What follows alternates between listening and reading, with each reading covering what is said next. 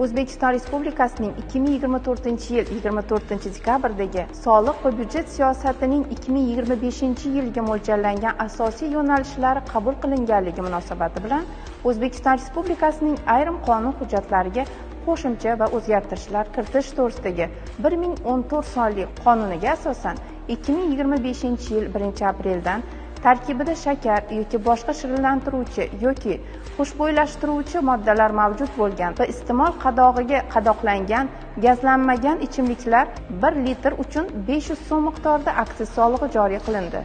Yuqoridagi qonunlarga asosan Soliq kodeksining 289-moddasiga tegishli bandlar qo'shilib, o'zgartirishlar kiritildi.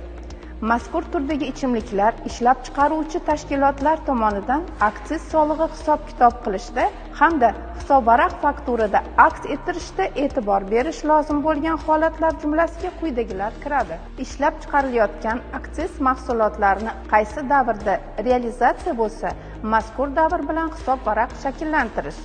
Hisobvaraq fakturani to'ldirishda sotilayotgan tovar narxi, aksiz stavkasi va summasi va qo'shilgan qiymat summasini to'liq biriktirilgan satrlarda aks ettirish. Mazkur holatlarni o'z vaqtida bartaraf etish soliq to'lovchilar faoliyatida kelajakda qo'llanilishi mumkin bo'lgan tekshirishlar, moliyaviy jarimalar hamda javobgarliklarni oldini olishga xizmat qilish bilan birga xo'jalik yurituvchi subyektlarning barqarorlik reytingini oshirishga xizmat qiladi.